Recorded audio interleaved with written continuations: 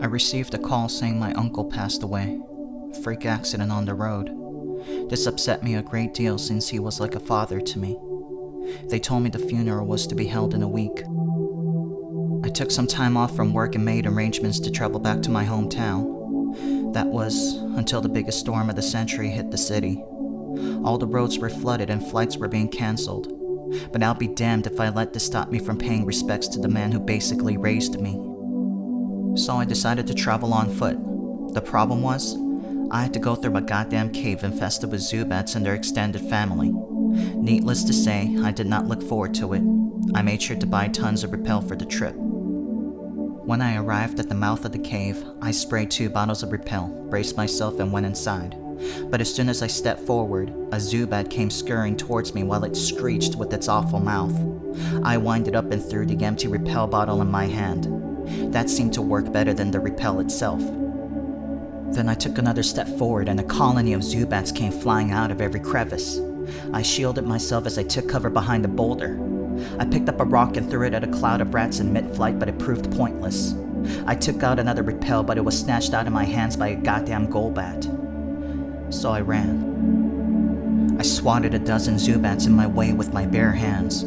I started to wonder how seemingly unlimited amount of Pokemon were able to occupy the limited space inside the cave. It didn't make any sense.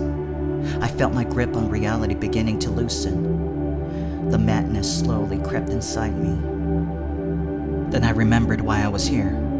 The reason for my journey. My uncle's funeral.